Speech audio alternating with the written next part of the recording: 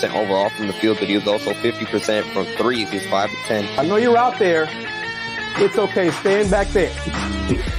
No, more than likely, you're going to get that number 1 seed. And so I want Houston to be ranked at number 1 and 8.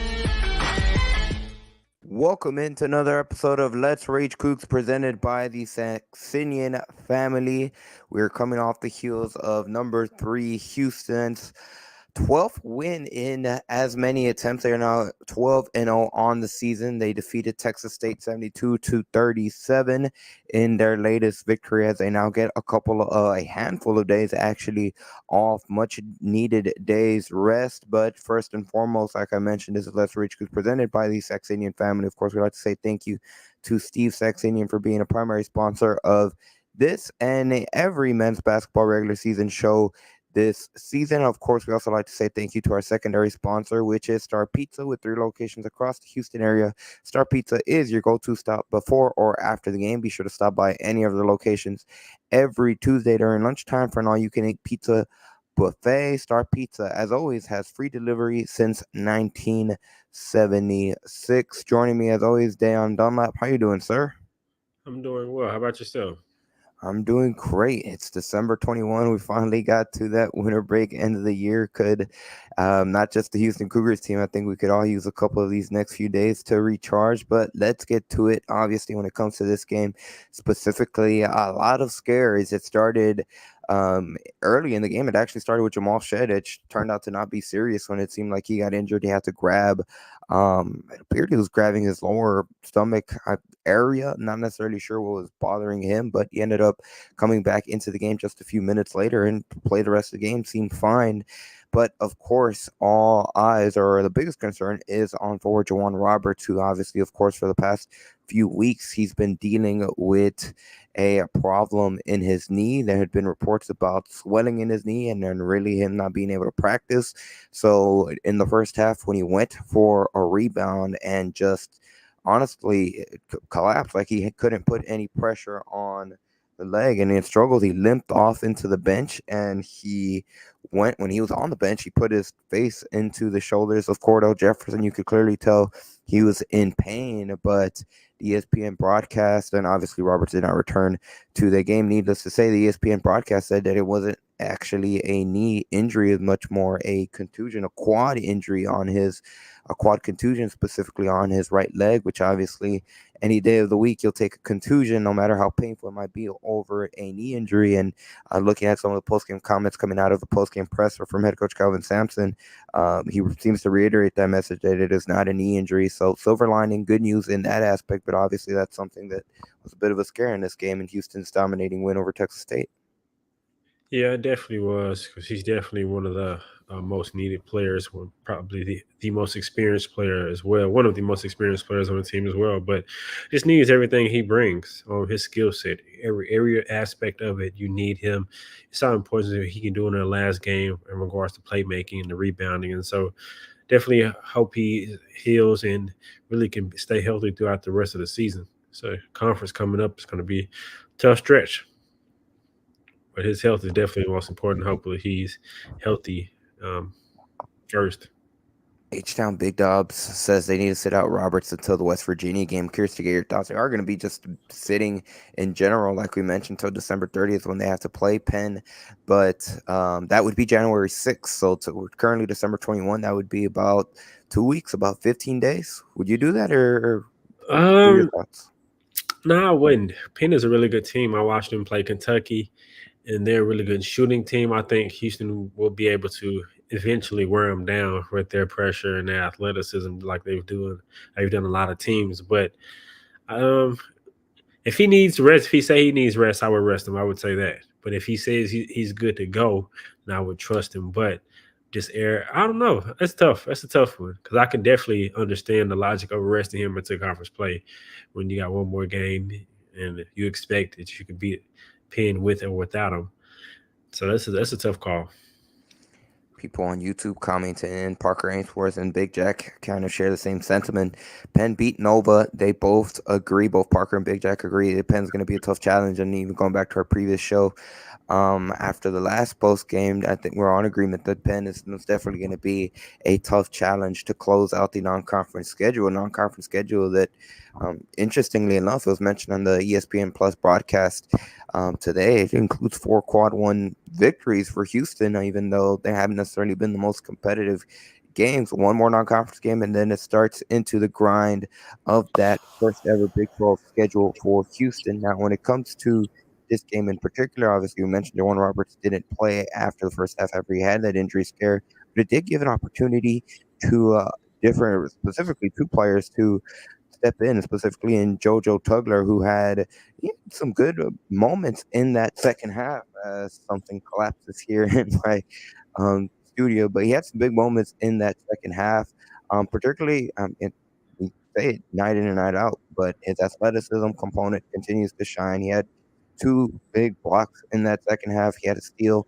Got kind of fed a little bit throughout the game. There was a couple moments where he looked a little. Um, uh, Green might not be the right word. It just looks like he's going at a different speed, like he's going at too quick with speed at times when he gets the ball on the post. But skill set's there. I think it's just a matter if there's one silver lining, maybe if you see more minutes from JoJo Tugler could potentially slow him down and get him more comfortable um, ahead of Big 12 play because he's going to have to be counted on regardless down the stretch. Yeah, I think he's going to be have to count on, but I don't think scoring will be one thing. He will be accounted on. I think there's a lot of developing to do, and I get what you're saying and when you're saying Green. I think he just looks uncomfortable. That's the word that I would use. He doesn't look like a natural post scorer, or looks like when he catches it, he's reacting and just going into his move. And so I understand what you mean, and I agree with that assessment. That's what I see as well. But I think what he brings and what he's able to do with his rebounding, his athleticism, how he can protect the rim, and just be also his pick and roll coverage. He's really good in pick and roll coverage, and so I think he's definitely going to be counted on. And a good pick and roll diver, you can throw him alley oops. We saw him get a couple tonight, and so as he continues to grow and develop, I think his defense, his athleticism, and just playing within the culture of how Houston plays, he can start to really carve out a role within himself. And but as far as just low post scoring, that's something I think will continue to work on. Uncomfortable. That's a perfect word to describe it. I think it fits much more fittingly as we welcome in everybody that's joining us on YouTube and on X as well. And we can have the breakdown of the different viewers, whether you're watching on the Houston Rombar Review or on our Pod Slam Jam accounts. Burt Reynolds, Let's Go Cougars, America Go Cougs, Big Jack 512's comment, watching JoJo develop is a beautiful thing. Love that coach is letting him play and get experience in spite of mistakes. Yeah, that's big for him as a freshman. Even going back before Jawan Roberts' kind of issues with his knee, and obviously today when it comes to the quad contusion, he's been getting consistent minutes, which is you can see like each day, each game, he's going out there and he's making plays just because of the type of athlete he is. And we'd imagine the more that continues, closer to March, closer to February, that uncomfortableness is going to slowly go away. At least that's the perfect plan. That's the goal. Yeah, you would think so, and I think he's trending upwards. He looks comfortable in the sense of out there when he's running the floor, in his assignments and in different areas. He looks like he's slowing down, and he's kind of finding himself and finding his niche and how he can impact the game. And over these last couple of games, we haven't seen him commit as many fouls because he's not just going 100 miles per hour. He's still going at that rate, but now he kind of knows where he is on the floor, and he kind of can control himself in regards to how fast and how hard he's playing. And so I think he's needed. I mean, just look at the bodies. Look at what they've been playing in regards to bigs. It's not many more options that Coach Sam can pull off the bench that he has pulled off the bench, especially if J1 is down and can't play, or he's limited within his minutes or within himself. And so he's needed. It's apparent he has to play through those mistakes. And I think it's why you give Coach Sampson credit with scheduling this schedule for this year. I mean, you look at those quad one wins, but honestly, from watching the games, it hasn't really been much of competition outside of a few games. But that's great because this is a younger team, and in some aspects of some of the younger players have been able to get a lot of minutes and being able to develop. And he's able to kind of teach his team and throughout different situations, work on different things, different chemistry with the new team. And so I think it was a perfect way to schedule how his non-conference schedule, I should say, particularly. Yeah, Big Jack 512 adds where Houston is light on bigs, JoJo is most definitely needed. And on the topic of bigs, another player that even before Jawan Roberts got sidelined with his contusion injury was Javier Francis, who had a great game by himself in this outing or in this game against Texas State. He had 13 points, was 5 for 5 from the field, 3 for 7 from free throw line, which in a perfect world you'd get that closer to 60%, but I mean, 3 for 7, you'll take that. Had 5 rebounds. Like I said, he had some key moments as well. Really, now, especially with the injury that's to Terrence Arsenal, we know he's not going to be coming back this season. Jawan Roberts has been hobbled with some type of knee injury, and now, like I said, in a quad injury here today. Now They're really, really thin. Yeah, I'm sorry to cut you off. You said what? No, I just said they're really thin, but they're Yeah. both Francis and Tugler are going to have to be relied on because that's not really that's who else is there to fill in now? Jacob McFarland redshirted, and Cedric Lott hasn't played outside of a handful of minutes late in games. Yeah, and I think J1 is one that would be needed in regards to low post scoring if J1 can't play or if he's limited or whatever. It's just hypothetically if he can't play because he's one of the players who can score on the block, and I think it'll be him and Dayon Dunlap who's not so much of a post player, but he can score in the mid post with backing down guards and being able to score his back to the basket.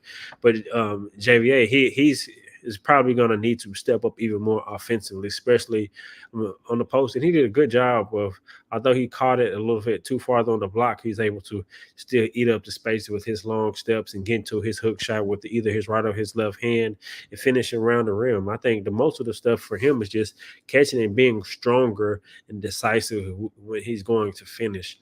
I think oftentimes when he's, I don't want to say tentative, but not going strong, and he might miss a point blank layup. But he really looked good. He looked confident, and he got into his moves quickly. And so if he can draw fouls, get to the free throw line, like you said, make it at least a 50-60% clip, that's good. We're seeing a lot of comments about Cedric Lott. I think we can all agree offensively, he's just very raw at this point. But H-Town Big Dob said he could see at least 5 minutes a game from Lott. I'm sure he's assuming if Jawan Roberts is injured and can't necessarily go. But I think the broadcast team said that he's just really learning the game of basketball. And you can tell, but one thing that you can see with his size and his athleticism is he can get up and block shots and he can play the pick and roll. How Houston really wants to play defense, and so if they need a body, he seems more than capable of giving them maybe 5 or 10 or whatever limited minutes in a limited role if needed. I think he can provide that. Yeah, he showed off his athleticism late in the stretch, even in this game. He got up there chasing the ball towards the tail end of this game. Real quickly, I'd like to thank each and every single person that has taken the time out of their Thursday evening here, December 21st. It's officially winter, by the way, here in the Northern Hemisphere, here in the U.S., wherever you are, certainly in Houston. But we'd like to thank each and every single one of you guys, Big Jack, H-Town, Demeric, everyone else that has commented. Feel free to add your comments on the Houston Cougars' 72-37 victory over Texas State. Only one non-conference game remaining before they start their inaugural Big 12 conference schedule January 6th against West Virginia. We like to remind everybody that this is Let's Rage Coogs, the unofficial Houston post-game show for football and men's basketball, the unofficial and original post-game show for football and men's basketball, presented by the Saxenian Family. Of course, big thank you to Steve Saxenian for being the primary sponsor, not only for this episode, but for every men's basketball post-game show for the regular season. in 2023-24. And of course, our secondary sponsor for today's episode as well, Star Pizza, with 3 locations across the Houston area. Star Pizza is your go-to stop before or after the game. Be sure to stop by any of their locations every Tuesday during lunchtime for an all-you-can-eat pizza buffet. Star Pizza, as always, has free delivery since 1976. On the topic, this game brought back some flashbacks of the 2021-22 season. At least for me, I'm sure there were some similarities in this game when at some point it seemed like bodies were just going down every other possession for both sides, but specifically for Houston, how thin, like I mentioned, it started with Jamal Shead kind of getting banged up, but we got to see a lot of minutes from 2 players in particular, and Malik Wilson and Ramon Walker. And, they had some good moments. I think they had some frustrating moments that you could tell from Kelvin Sampson and reactions on the bench, not only for those 2 in particular, but even Dayon Dunn, still trying to find a niche. And one thing that you can see, first observation, I'll see Ramon Walker's shot just looks 100 times better than it did a season ago, just in terms of a release standpoint. And he's still doing the hustle plays. He's still getting rebounds. Today he finished with 6 rebounds. Malik Wilson had 7 by himself. So they went in there. They had solid minutes. They were productive in the minutes. Obviously, they weren't perfect, but that's what you want to see from those 2 players, especially really in this game where it's kind of their first outing where they have to kind of fill in without Terrence Arsenal. Yeah, I think starting with Wilson, I agree with Demeric's comment where he said Wilson looked good and looked like if he get more minutes, he could, especially in the open floor. I think with he and Dayon Dunn played more minutes tonight, but sticking with Wilson, he looked comfortable out there, and he really can excel in transition with his athleticism. He just needs to make better decisions. That way, Coach Sampson will allow him to stay on the floor. I think sometimes his shot selection could be in question, or just doing different things that Coach Sampson will be looking for. But I think in some games, if Jamal is in foul trouble or whatever, however the game may go, Wilson is a player I think he can step up, and he's a player that can give Jamal a rest and allow him to be fresh down the stretch as well. But Dayon, he just seems out of rhythm offensively. Defensively, he's still in tune with Houston and they're able to play. But the first couple games, he looked so good and such a good rhythm because he was making shots, but he's just making just boneheaded plays, stepping out of bounds, and just other little plays. So it's like not catching the ball, and just little plays like that. To where it's like offensively, he's in the funk, and so, but he's such a good offensive player. Houston is going to need him, especially because he's a good ISO player that Houston, and when the game slows down and half court sets, they have to execute. He's a player that they can go to, and in the low post, in the mid post, with his back to the basket, I should say, as well. But I think Ramon Walker, the media team referenced that Coach Samp said that he's a player that will be counted on and playing even more minutes, and we know what he can produce, rebounds and defense and stuff like that. But I think his ability to attack closeouts, to get to the rim, get to the free throw done, and maybe even knock some shots is something that we keep an eye on. But I like this team, and I like the way the schedule was scheduled, just to allow some of the young players and just allow the team to build chemistry. Yeah, definitely. And when we're talking about backtrack a little bit and comment about Malik Wilson, the decision making, I think example, even the last possession in this game, the last offensive possession in this game for Houston, he took a shot when Houston didn't need to. And if you look at the bench, it kind of looked like they were a little, the coaching staff was kind of like, well, why do you take that shot? Like they were a little confused with the shot selection. So decision making most definitely is something that at times I think that's just some of the head scratchers, not even head scratchers, but just the frustrating elements when it comes to Wilson in the past. But I think he definitely can be a great asset, and quite frankly, he's going to be counted on. He's going to have to be a better decision maker because, again, not to sound like a broken record, but the grind of the Big 12 schedule, Jamal Shead is going to need minutes to rest. Like he is not going to be able to play 32, 35 plus minutes on a consistent basis like he did a season ago in the American Athletic Conference schedule, because it's just going to wear him down, and it's really going to hurt not only Shed but the team overall if Wilson or anyone else for that matter is able to have those consistent minutes. And I think we both agree that Wilson is kind of has to be that guy to be in there and play well when Jamal Shed's getting minutes of rest. Most definitely. And I think if he can consistently make good decisions and get the trust of Coach Sampson in more minutes, he can play well because he's a really good rebounder and he can get the rebound and really push the break. And with his athleticism, the way he read pick and roll, he's a mid-range scorer as well, for not only with his jump shot, but with his floater game. He can finish, and athletically, he's freakishly athletic. So he can finish. I agree. Just as long as he can continue to consistently make good decisions and play smarter and in those times, and like you said, all the things you mentioned with giving Jamal a rest, and I think it's needed, and he's a player. He has it. I can see it, but it just gotta. It's still early in the season. He's looking continue to understand what Coach Sampson is looking for and play within the system and what Coach Sampson is looking for. On that topic, we'll put a pin on it and we'll welcome our third host for this episode of Let's Rage Coogs, and that is Mr. Kris Gardner of the Houston Roundball Review, coming to us live from the Fertitta Center. Kris, first and foremost, how you doing, sir? I'm doing great. How are you guys doing? We are good. We're golden. Excellent. Ready for the break. Indeed. And one thing Coach Sampson said toward the end of that lengthy presser, this is one of the first times, one of the rare moments that he'll have days off. The team will have days off. There's not a holiday tournament, so there won't be any practices on Christmas or Christmas the day after Christmas. So it's beneficial. He joked that he does not want to see the players for the next 3 or 4 days. If they have presents for him, leave them in the mailbox or let him know, and he'll open up the trunk on his truck. But he does not want to see them, and they don't want to see him. So it's a good mood.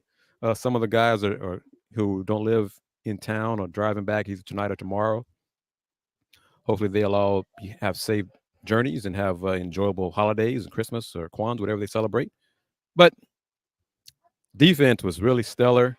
Offense wasn't. Shot making wasn't. Offense ran pretty well. They had a lot of good looks.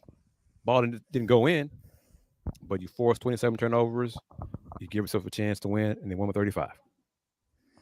Yeah, Kris, that's something we haven't been able to touch on yet. The defense, 16 turnovers. Houston's defense forced 16 turnovers in the first half against Texas State. Like you mentioned, Kris, they forced the Bobcats into 27 total turnovers for this game. They held Texas State to just 18 points at halftime, and it was overshadowed by Houston only having 29 points themselves and shooting 37% from the field. But phenomenal.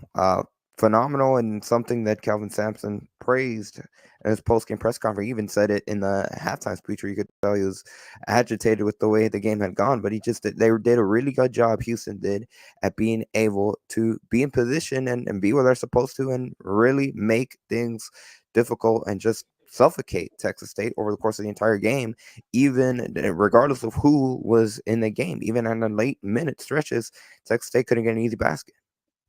Bobcats came into the game averaging 13 turnovers. 13. He had 16 in the first half. So Cougs defense will carry them a lot this season. The offense will come and go. Dayon Dunlap, 4 turnovers, missing free throws. He's still fighting himself. I'm not worried. Coach Sampson isn't worried. He's just got to get over himself, and he'll be okay. Yeah, I agree, and that kind of goes into how before you joined, I was talking about he just in a funk offensively, and I think that plays into the free throw line and his inconsistency at the line and some of the mistakes that he's making. It just seems to be in the funk. Maybe this reset, going back home, connecting with the family. Hopefully, he's able to do that as well. Can kind of help him reset because he got such a good start in those first couple of games, and then over his last couple of months, he's kind of been into a funk, but. I mean, I agree. I think he's there. It just whatever it is, I'm sure the rest of this he won't be in like this the rest of the year. Yeah, agreed. And Javier Francis, we saw some of his offensive flashes, his skill set. He looked like I saw a comment earlier from one of the viewers. I think it was Parker, referencing Cedric a lot. Cedric hasn't played the basketball very long. Javier hasn't played it much longer than Cedric, honestly. So it's going to take Javier time to get into it. He's going to get more looks. Coach mentioned that he called some plays for Javier, designed a play specifically today and shoot around for him to go to his right, make a quick first step move to get to the basket. He scored on that play. So just another option for the team. The team is going to have to go to the low post to get some looks, and Javier can provide that. Especially if J1 can't play. And Coach did confirm what Andy, I think you mentioned from the broadcasters, that it wasn't Juan's knee, it was his thigh. I think he got banged in the thigh or something. That's why he didn't play in the second half. He wasn't needed in the second half, but the knee is still an issue. But his knee was not the reason why he did not play the rest of the game after he checked out.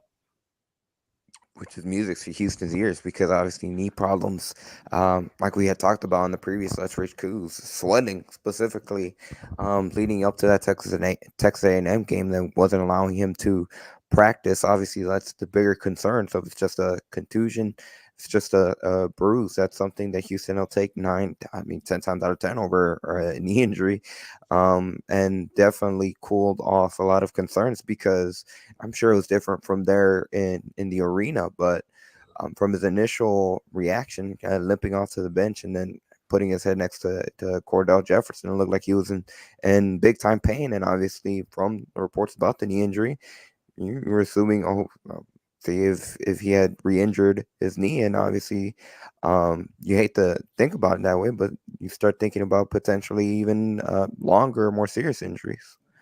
Oh, no question. When I saw him sitting on the floor, I thought it was his knee, and I think I posted that on Musk and Threads and stuff, that it was his knee. And then to see him hobble to the bench, and Drainer Houston, the shaman, talked to him, and as you said, Andy, he kind of leaned over like he was in pain, and then he got up a few minutes later and walked toward the back, probably get some treatment. He didn't seem to be limping too much, but like I said, there wasn't any need for him to play in the second half of this ball game. The time off should do him some good. They play next game's on the 30th against Penn, and then they don't play again until the 6th to open up Big 12 play. So he may play, some.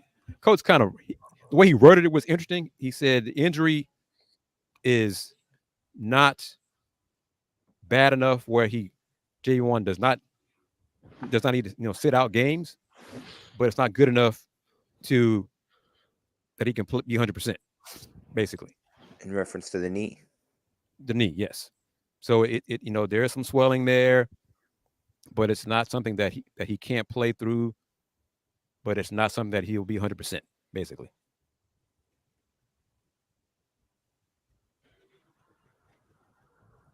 For the remainder of the season, or for the foreseeable future? We don't know. I mean, it's been bothering him for, as Coach said tonight, about 3 weeks. And, anytime you got to drain a knee more than once, that's an issue. Mm-hmm. But, there's not much you can do to it if it's not cartilage, and I'm not a doctor, I'm not a trainer, or anything like that. But I trust John Houston. John would not allow Juan to play in a game if he thought it would make the injury worse. So that's what I'm basing on. Well, that's most definitely going to be something to keep an eye on as the season progresses. It very well could be a thing where it's just a matter of if it's one of those injuries where you can't necessarily make it worse, but that doesn't mean it's not going to be extremely painful and an inconvenience over the course of the rest of the season until they get into the off season, when maybe they can have a specific procedure that cleans up. Because we don't know what it is. Yeah. We just know it's knee swelling. We don't know what the cause of. They have not told us that, and they probably won't tell us that. But it's just a knee issue that swells, I'm not sure how often it swells. Coach Sampson told us, he volunteered the info in a Zoom call that, Juan has had to have the knee has been drained a few times. So that is an issue, but we don't know how often that the knee is drained. Is it once a month now? Has it gotten worse? Don't know. We don't know that. But tonight's injury was more, I think someone kneed him in the thigh, and that's why he was in a lot of pain and did not finish the first half. Well, let's put a pin on that, and let's kind of switch over to a guard play, a player that we haven't touched on. And honestly, this might be his more impressive performance. Hard to say impressive, but most definitely it's interesting because he was able to produce in a very different way than he has been the last couple of outings. And that's Emmanuel Sharp, who had 17 points, led Houston in scoring again, but he didn't have a good shooting night. Only shot 2 for 10 from the field, was 2 for 9 on his 3-pointers, but he was still very aggressive, was able to draw, go to the free throw line very effectively, and he hit all his free throws for Houston team that, depending on who goes to the free throw line, obviously a big concern is free throw shooting. That wasn't the case for Emmanuel Sharp, 11 for 11 from the free throw line. He was just sensational. Like I said, he was able to finish as the leading scorer for Houston, and specifically what makes it more impressive, again, showcasing his versatility. The ESPN Plus broadcast mentioned if there's an improved player, most improved player right now, it has to be Emmanuel Sharp, and I agree 100% with what both Reed Geddes, Matt Thomas said. Head and shoulders, Emmanuel Sharp.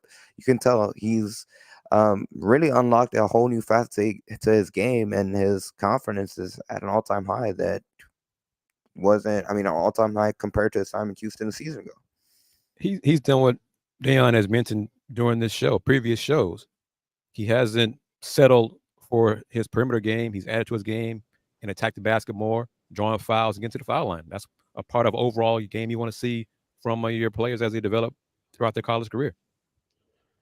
Yeah, and I think the game has slowed down for him a lot because in high school he was a prolific scorer, and primarily last year his role was probably pretty much to space the floor as a shooter. And I think now, like you said, Kris, like I mentioned in previous shows, he did a better job of attacking closeout, and now just watching him, I'm looking at him in the mode of a scorer. I think he's a player that can be a scorer and can get it off the bounce out and as well just knock down open shots, catch and shoot threes. And so he's smart, whether it's transition, attacking the player's body, getting to the free throw line. That's little things scorers know how to do, and getting to the free throw line is an art.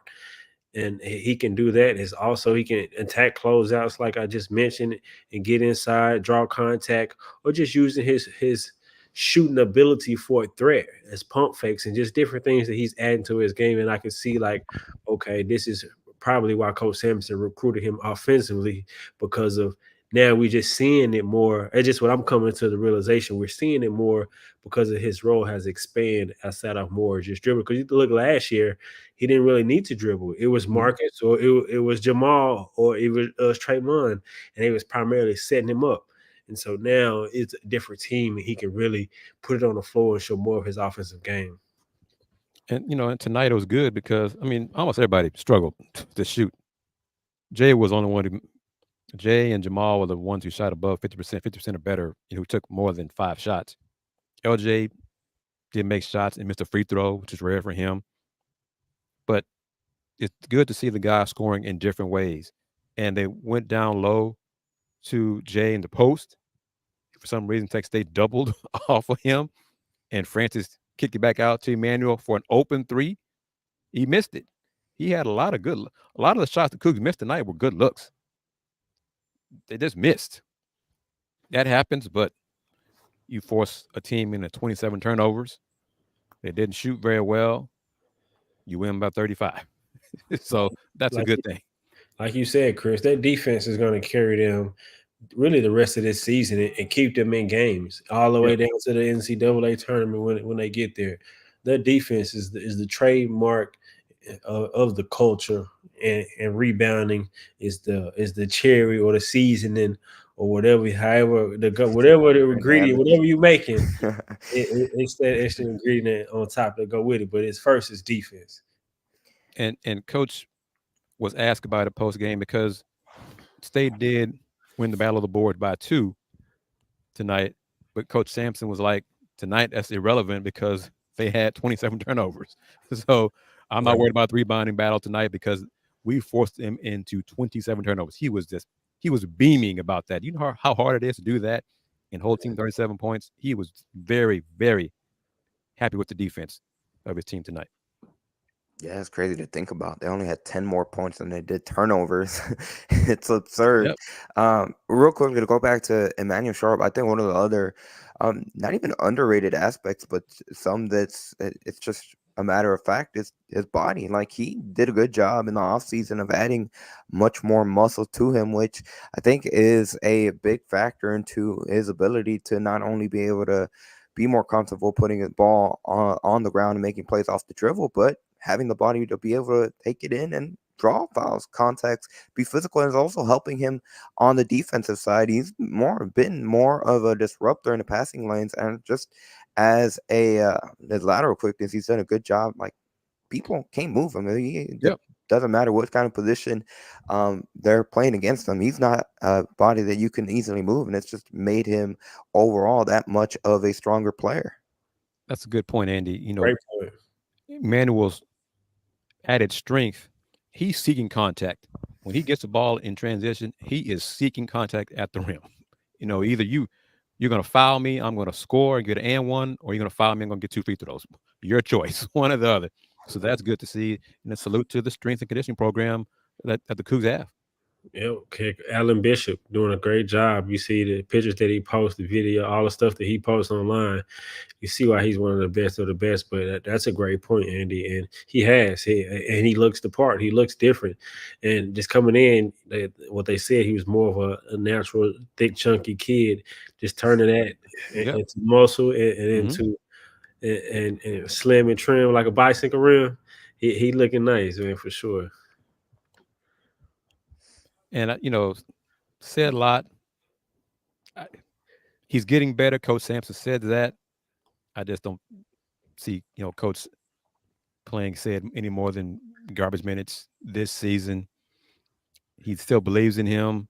You know, it may be in an emergency case because of body type or foul situation, something like that. But other than that, I just don't see him getting minutes consistently this season. But his footwork is really nice. He got some quick feet for a big man that size. And he showed us some of his flashes defensively. Just an athlete. He's an overall athlete. He has good instincts in terms of being able to go pursue the ball. So I think the point that we brought up earlier in the show is just a matter of him being able to have more time of actually being able to learn the sport, specifically learn the system. Because out of all the things, not only is he learning the sport, but he's learning how to play under Kelvin Sampson, which is just an extra layer of difficulty that he has to adjust to. And he's learning English and how to talk on defense.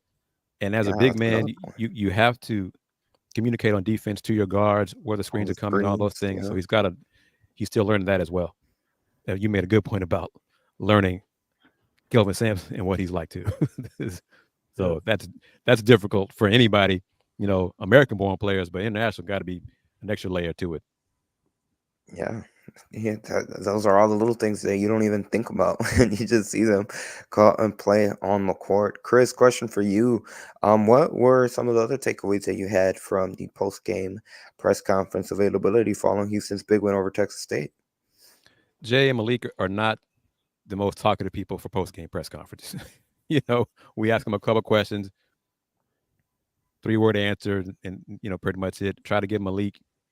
And Coach was he was in a talkative mood tonight. I asked Malik if he enjoyed playing defense, if he enjoyed rebounding more than scoring. His initial answer was yes, sir. And the coach said, Malik, he just set you up with that question, man. He set you up. He's like a worm in a pan, man. He spoke for like another minute and said, come on, Malik, you know you like scoring more than defense. And Malik tried to go back to us and said, no. My rebounding, I like rebounding. Gets my game going. But Coach was just all over the place tonight, man. He's looking forward to holiday, spend time with his grandkids. That's for sure. That's for sure. In a jolly mood, ready to go, Yes. relax and kick back and relax with the family, and then kind of gear up for the end of the rest of the season. Yeah, that's what it sounds like. You know, and he likes this team. We've said it Yeah, most of this season before the season started. You know that he likes this team. Clearly, the injury to Terrence Arsenault, Terrence being out for the season, Ramon having to really he got adjust a his lot of game and mindset, being at the 4. But you saw some flashes of Ramon in his freshman year, crashing the boards, crashing his body all around. Man, there were so many guys' bodies on the floor tonight. I was worried about people getting hurt. Yeah. You know, Ramon tossed around. Jamal banged his head on someone's shoulder after making a layup. Jay crashed into the floor a few times. Dayon Dunn crashed to the floor. Manuel Sharp crashed to the floor. I was really like, fellas, this day before Christmas. Let's get this game. Run the clock, man. Run the clock. Let's get everybody out there, man. That's what I was hoping for, Yeah, especially once they second half they built that 20 plus, 25 point plus, 30 plus point lead. Most definitely they should have, if it would have been possible, had some home cooking and maybe let those extra seconds tick after each and every call. But obviously, of course, different set of rules when it comes to college basketball. But Dayon, you mentioned it kind of starting to gear up for the final stretch. One more non-conference game left, December 30th against Penn. And it is going to be a tough challenge to close out the non-conference. Obviously, Penn, a bit of an underrated, scrappy program that's giving fits to some of the top teams across the country. What do you guys think about that matchup? And what are you guys going to be looking forward to seeing in that matchup? I'm looking forward to some days off for the team because Coach Sampson mentioned it. Players kind of touched on it as well. This was, the last game before Christmas. Last game before a break. You just finished finals. Some teams lose because, players are focusing on spend time with their family. They're not locked in defensively. They're not locked in to the game plan. And they're looking more forward to holiday time. So this game might have been the reason why the shots didn't fall at a higher clip in that first half. But for the health of the team, I spoke to one of the members of the staff before the game, and person was like, we're looking forward to the break, man, because we need it. It's coming at the right time for us this year. Yeah, I'm sure they're looking forward to the break. In regards to Penn, I think it's going to be a good matchup because Penn is a good team. They run a good motion offense. They're good at back cutting. And when Houston is such aggressive on the defensive end, especially denying the basketball, it's a lot of opportunities for teams to, particularly Penn, to be able to back cut and make extra passes to get open shots. And so if we make the extra pass because the way Houston rotates, you can get some good looks, and they're a really good three-point shooting team. And so when Coach Sampson switches up his defense just a little bit to stay more at home to protect the perimeter and force Penn to drive. But I think second half, Houston ended up wearing them down with the consistent pressure and consistent high energy throughout the game, and they'll be able to turn them over. But I think it'll be a competitive game as towards the first half, be a close game.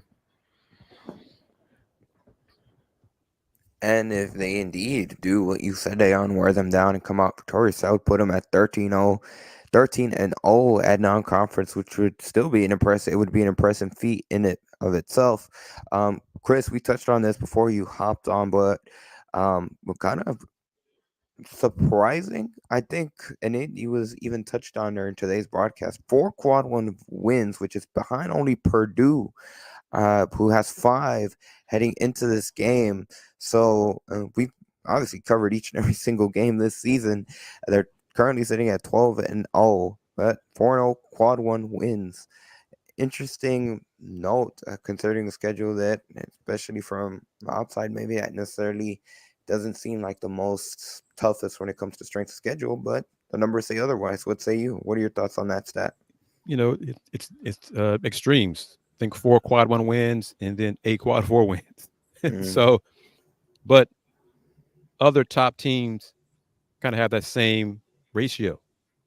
A few of the teams ranked in the top 5, top 10 net have either quad 1 wins or quad 4 wins. It's part of how the schedule is made out. But the fact that Cougs have 4 quad 1 wins just gives Coach Sampson more ammo to say to all of us, I put together the schedule. See, I know what I'm doing. So, and it goes to his pitch in regards because each press conference he's politicking with yeah. the seating, and so that goes into his politic campaign of why they should be a top seed.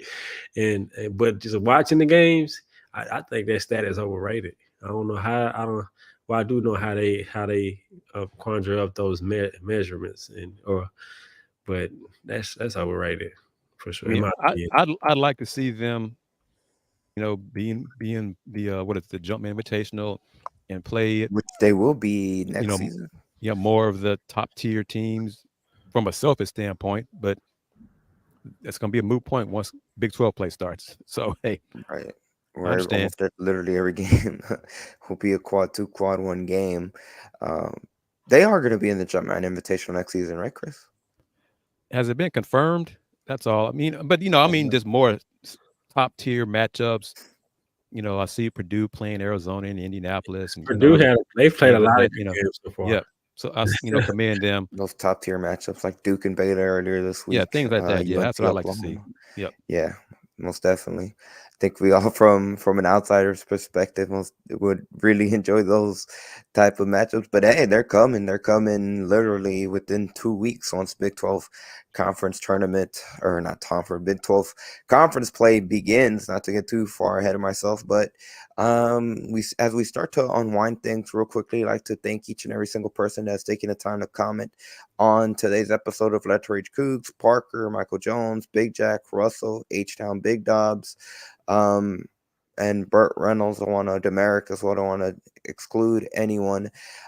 We thank you guys. We appreciate for you guys taking your time on this Thursday evening to be able to talk about the Houston Cougars' 72-37 victory over Texas State. This is Let's Rage Coogs presented by the Saxenian Family. Of course, also thank you to Steve Saxenian for being not only the primary sponsor of today's episode of Let's Rage Coogs, but each and every single men's basketball regular season post-game show, and of course, 2-Star Pizza as well for being a sponsor of today's episode.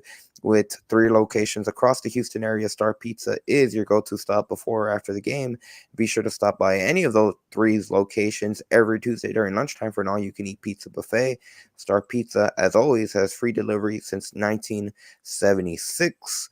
We are on the verge of the holiday season. Obviously, it's going to be this weekend, the big holiday. So, Kris, Dayon, I'll toss it over to you guys. Any final takeaways that you have either of this game, of the 12 non-conference games up to this point, and just any final thoughts? I'm glancing at the Cougs net schedule breakdown, and it looks like there are 3 Big 12 matchups that are quad 3, and then everything else is either majority are quad 1, and then a handful of quad 2. Life in the Big 12, looking forward to the competition. Thank everybody for. I was recognized at the game tonight. Gave us props. They watched the show. They say keep up the good work. So that's always enjoyable to be recognized and commended for what we do here on Let's Rage Coogs. So we thank everyone. Appreciate the kind words and the support. Tell all your friends about Let's Rage Coogs. We're always looking for sponsors. We got, 2024 is almost here. We got plans, bigger plans. We want to grow and expand the platform and reach more folks in the year coming up. But as always, to Dayon and Andy, thank you for letting me join the show, be part of this, and look forward to more games the rest of the season. Real quickly, down before you go, is West Virginia one of those quad 3 games in the Big 12? No. Really? Surprisingly. Yeah. Let me see. Oh, yeah, they are the one. They're quad 4. That's it. Yeah, they're not quad 3. They're really? quad 4. Yeah. Interesting. 202. So it's 10 quad 1, 4 quad 2, 3 quad 3, and West Virginia quad 4. Yeah, I can't wait for the life in the Big 12 too. I think each game is going to be competitive. Even West Virginia, I've seen them play one game, but I think they're all to be good games. I can't wait for each game. Got my ticket already for in Kansas at the Allen Fieldhouse. I'll be in attendance. Excellent. Can't wait for that. But happy holidays to everyone. Thank you everyone for joining us. Like Kris and Annie just said, we appreciate all the consistent support, and it's a pleasure doing a show with you guys every time. Always, baby, go Cougs.